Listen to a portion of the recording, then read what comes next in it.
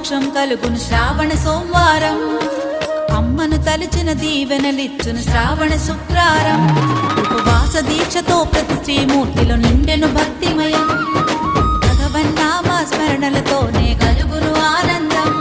ఈ